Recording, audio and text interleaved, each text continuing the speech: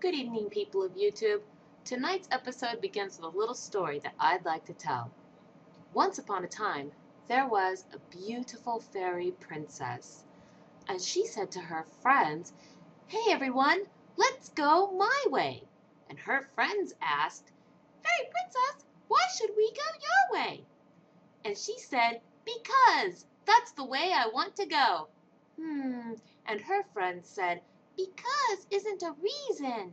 If you want to be taken seriously in a debate, you must make points and counterpoints. You can't just say, 'Because that's my opinion.' The good news is, we can help you learn how to do that."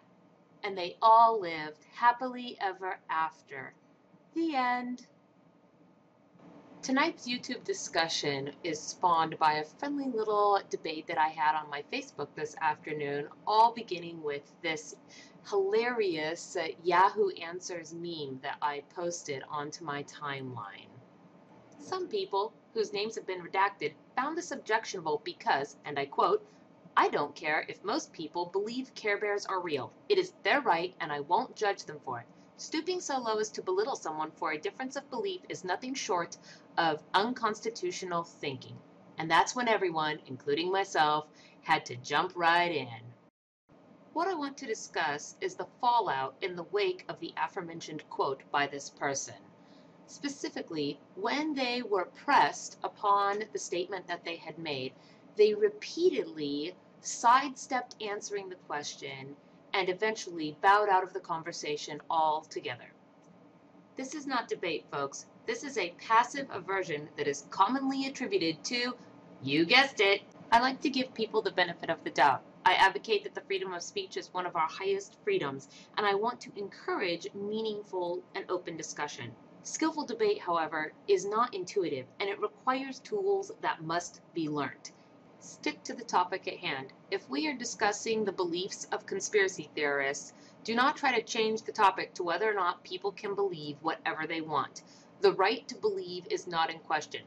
The veracity of those beliefs is.